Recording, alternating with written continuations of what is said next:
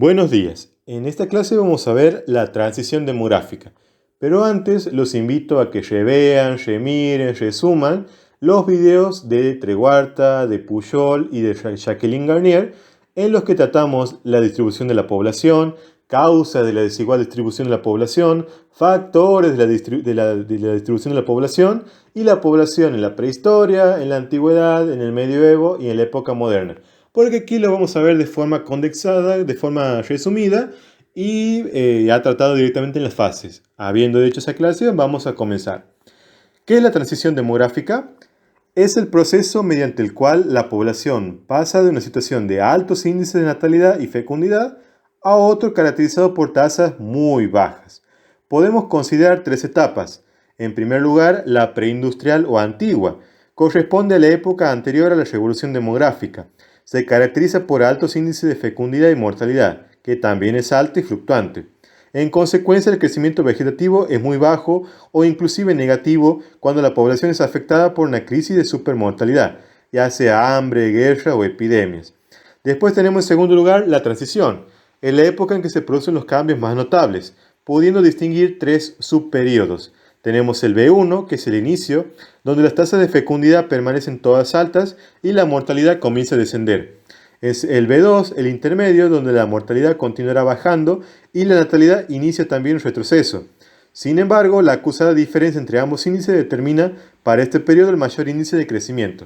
El B3, que es el final, donde la mortalidad ha alcanzado niveles muy bajos y empieza a disminuir con mucha lentitud. En cambio, la natalidad retrocede con gran intensidad y en consecuencia el crecimiento natural se desacelera enormemente. Después tenemos, en tercer lugar, la evolucionada moderna. Señala el final de la transición y se define por índice de natalidad y mortalidad bajos y crecimiento moderado o estancado.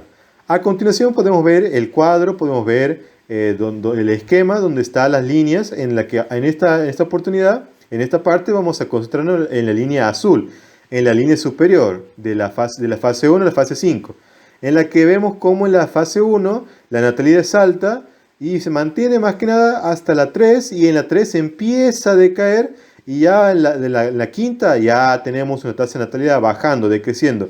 Es decir, ya vamos viendo un decrecimiento de la población o también podemos decir una población que está envejeciendo.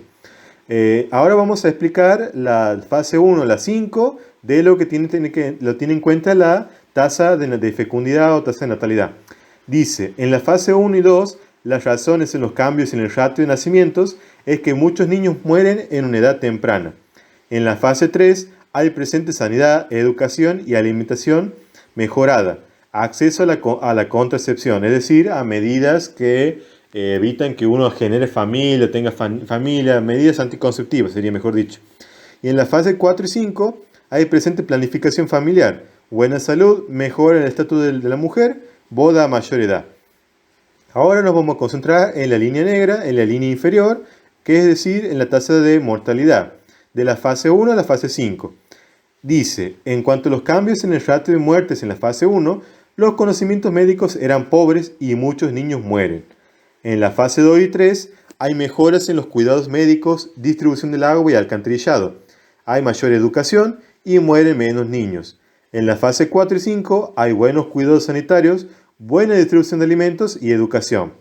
He de hacerse la aclaración, en pequeño paréntesis, que esto va a depender, la fase en la que se encuentra un país, va a depender de su tecnología, de su educación, de los ingresos, de las leyes de su sociedad, en fin, van a haber muchos factores que en su momento los tratamos en anteriores videos, que van a afectar en qué fase se encuentra un país hoy en día, tanto en tasa de natalidad como tasa de mortalidad, es decir, su crecimiento natural.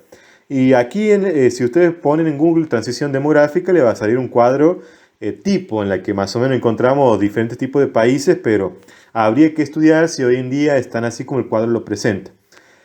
En fin, después dice, las primeras formulaciones del modelo se efectuaron en la década de los 30. En los 50 se va a desarrollar con gran éxito la demografía histórica, que ya tratamos en un video cómo inicia la demografía, cuál es la historia, qué se define, eso lo vimos en anteriores videos. La cual va a estudiar la evolución y características de la población del pasado. El modelo considera la fecundidad y mortalidad de la etapa preindustrial, que eran altas. pero descubrimientos recientes dicen que, al menos en el ámbito europeo occidental, los valores de fecundidad no lo eran tanto, debido a dos factores, dos variables. Uno, a que los matrimonios eran relativamente tardíos y a un cierto control involuntario de la fecundidad natural causado por problemas de nutrición, estado natural, esterilidad, etc. Por último, aquí les plantea otro posible concepto para unas fase 5.5 o una fase 6 o plantear agregar un cuadro más a esta transición demográfica que podría ser la involución demográfica. Así que bueno, eso fue todo por hoy. Sin más que decir, los saluda Hernán Ponce. Hasta otra.